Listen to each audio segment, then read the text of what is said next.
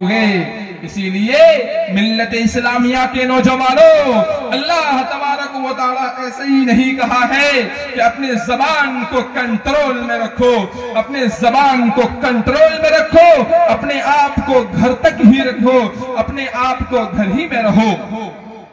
آگے جناب نبی کریم صلی اللہ علیہ وسلم ارشاد فرماتا ہے کہ وَبْكِي عَلَى خَطِيَّتِكَ، کہ اپنے گناہوں پر رویا کرو، اپنے گناہوں پر رویا کرو، ہو جائے غلطی ندامت کی آنسو بہا لیا کرو۔ اللہ کے نبی ارشاد فرماتے ہیں کہ کل ابن آدم خطاء وخیر الخطائین التوابون، ہر ابن آدم غلطی کرنے والا ہے، ہر ابن آدم سے غلطی ہوگی، ہر انسان غلطی کر بیٹھے گا، بہتر انسان تو وہ ہے کہ جو اپنے غلطیوں پر توبہ کر لے، اپنے غلطیوں پر استغفار کر لے۔ عزیز ساتھیوں، صحابی رسول حضرت ابو بکر صدیق رضی اللہ تعالی عنہ اپنی زبان کو پکڑتے ہیں، اپنی زبان کو پکڑتے ہیں، اپنی زبان پر کنکڑی رکھتے ہیں اور لوگوں سے کہتے ہیں کہ لوگوں، یہی وہ زبان ہے کہ جس کے ذریعے ہم جہنم تک پہنچ جاتے ہیں، یہی وہ زبان ہے کہ جس کے ذریعے ہم لوگوں کی دل شکنی کرتے ہیں، لوگوں کی دل دکھاتے ہیں۔ اسی لیے اپنے زبان کو کنٹرول میں رکھو، یہی وہ زبان ہے کہ جس کے ذریعے ہمیں ذلت بھی ملتی ہے، عزت بھی ملتی ہے، شہرت بھی ملتی ہے۔ اسی لیے اے انسانوں، اپنی زبان کو کنٹرول میں رکھو، جھوٹ بولنے سے بچو، ہمیشہ سچ بولو، سچ کا ساتھ دو، ہمیشہ سچ بولنے کی کوشش کرو، چاہے کس موڑ پر ہو جائے۔ حضرت پیران پیر، پیر دستگیر حضرت اقدس عبد القادر جیلانی علیہ الرحمہ کا واقعہ مشہور ہے۔ آپ حصول علم کے غرض سے اپنے وطن جیلان سے سفر کرتے ہیں بغداد کے لیے۔ آپ بغداد جاتے ہیں علم حاصل کرنے کے لیے۔ آپ کی والدہ محترمہ بڑی نیک تھی۔ سنیے میری ماں اور بہنوں، آپ کا بھی بڑا کردار رہتا ہے بچوں کی تربیت میں۔ آپ جس قدر چاہیں، جیسے چاہیں، جس طرح چاہیں، اپنے بچوں کو اس طرح بنا سکتے ہیں۔ اسی لیے کہ بچہ جو پیدا ہوتا ہے سب سے پہلے آپ کے گود میں آتا ہے، آپ ہی بچے کو جنتے ہیں۔ اسی لیے عبد القادر جیلانی رحمت اللہ علیہ کا واقعہ سنیے کہ ماں نے کس طرح اپنے بیٹے کی تربیت کی ہے۔ آپ تعلیم کے غرض سے بغداد جاتے ہیں۔ آپ کی والدہ محترمہ سفر کے غرض سے چند روپیے 40 اشرفی آپ کے پاکٹ میں سی کر ڈال دیتے ہیں، اس غرض سے کہ بچہ راستے میں سفر میں کام آئے گا۔ راستے میں چلتے ہیں، رہزنوں کا حملہ ہوتا ہے، ڈاکوؤں کا حملہ ہوتا ہے۔ ڈاکو لوگ حضرت کے قافلے پر حملہ کرتے ہیں، تمام قافلہ والوں کا مال لوٹ لیتا ہے۔ اخیر میں حضرت سے پوچھتا ہے، حضرت کی عمر 14 سال ہوتی ہے، حضرت سے پوچھتا ہے بتا بچہ تیرے پاس کیا ہے؟ امی کی نصیحت بچے کو یاد آ گئی۔ امی نے کہا کہ بیٹا ہمیشہ سچ بولنا، جو کچھ ہو جائے، جان چلی جائے، سچ بولنا۔ 40 اشرفی معلوم ہے کتنا ہوتا ہے؟ 7.5 تولہ سونے کی بقدر ہوتی ہے۔ ایک ڈاکو آتا ہے، کہتا ہے کہ بتا تیرے پاس کیا ہے؟ وہ کہتا ہے کہ میرے پاس 40 اشرفی ہے۔ چھوٹا بچہ ہونے کی وجہ سے ڈاکو کہتا ہے کہ تم مذاق کرتا ہے۔ پھر دوسرا آیا، انہوں نے کہا کہ تیرے پاس کیا ہے؟ تو انہوں نے کہا کہ 40 اشرفی ہے۔ تو وہ دونوں اس کو لے کر اپنے سردار کے پاس لے کر چلا گیا۔ سردار کے پاس لے جا کر سردار سے پوچھوایا کہ بتا تیرے پاس کیا ہے؟ تو انہوں نے بس وہی جواب دیا، برملا ہو کر کہا، کھلم کھلا کہا کہ میرے پاس 40 اشرفی ہے، میری امی نے مجھے 40 دے کر بغداد ہے کہ بتا تیرے پاس کہاں ہے؟ تو انہوں نے کہا کہ یہاں پر میرے امی نے چھپا کر سی دیا ہے۔ ڈاکو کہتا ہے کہ تو کیوں بتایا؟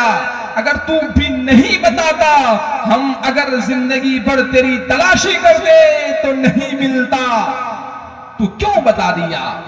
انہوں نے کہا کہ میں سچ بولتا ہوں، میری امی کی نصیحت ہے کہ میں ہمیشہ سچ بولتا ہوں، جب بھی بولتا ہوں سچ بولتا ہوں، اسی لیے میں نے کہہ دیا۔ دیکھیے سچ بولنے کا فائدہ کیا ہوتا ہے، سنیے، اس ڈاکو پر بڑا اثر ہوتا ہے۔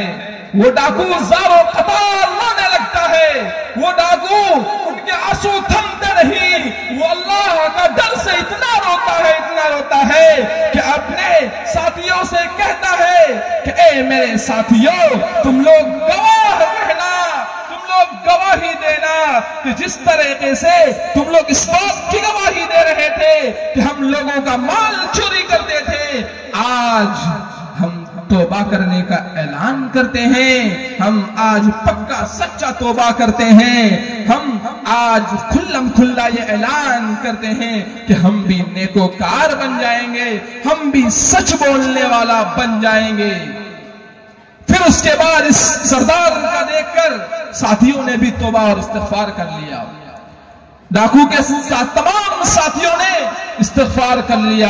میری ماں اور بہنوں سنیے، آپ کے گود سے جنم لینے والا بچہ جب سچ بولتا ہے تو خود کا جان تو بچاتا ہی بچاتا ہے، اپنے قافلہ والوں کا جان بچاتا ہے، اپنے سامانوں کا جان بچاتا ہے، اور سچ بولنے کی وجہ سے لوگوں کا مال لوٹنے والوں کا، لوگوں کا مسافروں کو تکلیف پہنچانے والوں کو ہدایت دے دیتا ہے۔ اس نے تو یہ نہیں کہا کہ تم کلمہ پڑھ لو، اس نے تو حضرت عبد القادر جیلانی علیہ الرحمہ نے یہ نہیں کہا کہ تم ڈاکو کا کام کیوں کرتے ہو، ارے انہوں نے ایسا نہیں کہا، انہوں نے کہا کہ میری امی نے یہاں پر 40 اشرفی دیا ہے، سچ بولنے کی وجہ سے سچ کا کیا فائدہ ہے، یہ دیکھو، یہ ہے سچ کا فائدہ کہ مال بھی بچ گیا، اس کے ذریعے 40 لوگ جو مسافر میں غالباً تھے سب کا سامان اس ڈاکو نے واپس کر دیا، اور یہ اعلان کر دیا کہ انشاءاللہ ہم جتنے ان کا مال لوٹے ہیں سب کو واپس کر دیں گے، جہاں تک ہو سکے ہم سب کو وہ مال واپس کریں گے۔ میرے دوستوں اور بزرگوں، اپنے اختتام پر آتا ہوں، بس آخری بات کہہ کر اپنی جگہ لوں گا۔ اپنے اس زبان سے اگر کسی کو گالی دے کر رکھا ہو، کسی کی غیبت کرے رکھے ہو، تو دنیا ہی میں معاملہ ٹھیک کر لو۔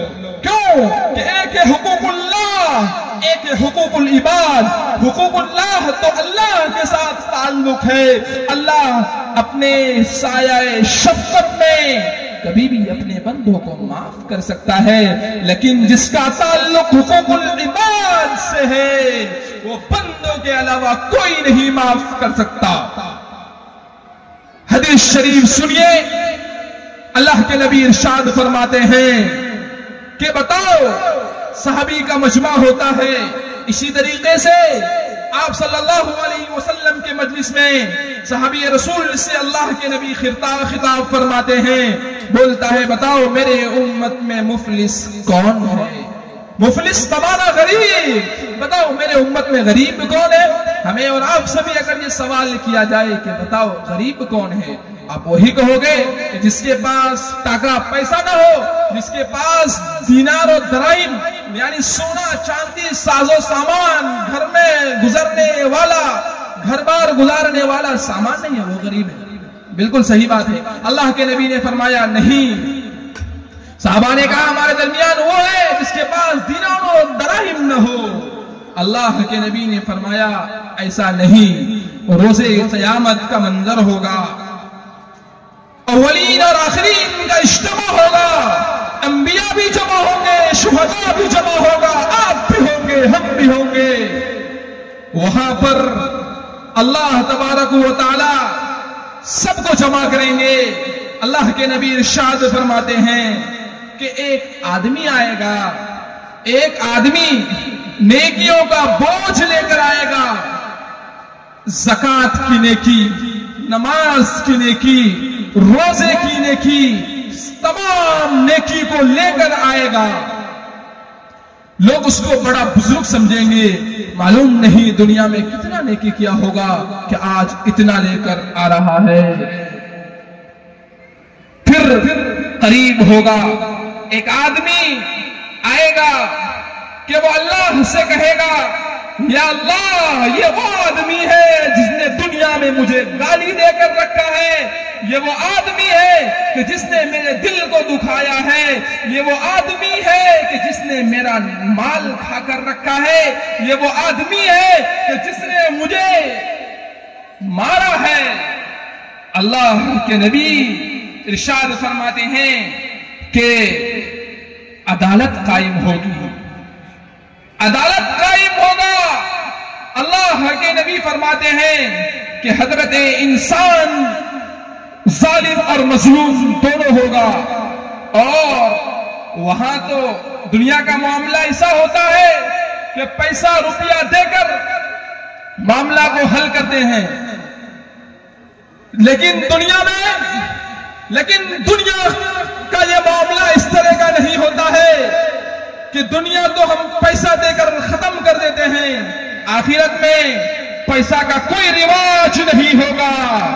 آخرت میں ہمارا اور آپ کا حساب کتاب نیکیوں سے ہوگا.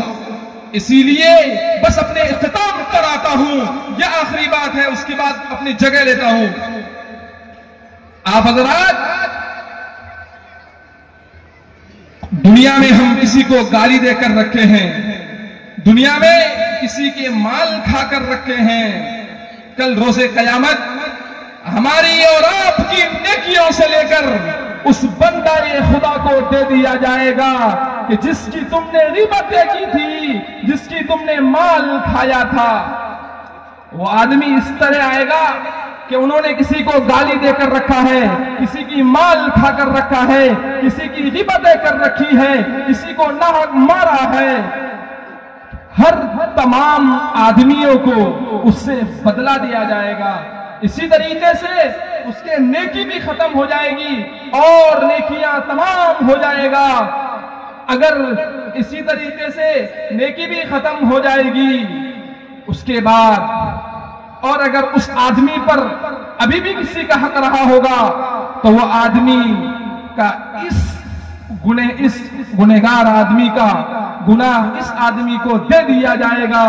اور یہ آدمی جو نیکیوں کا انبار لے کے آیا تھا, نیکیوں کا ٹھیلا بھر کر لے آیا تھا, یہ آدمی مفلس ہو جائے گا, یہ آدمی غریب ہو جائے گا.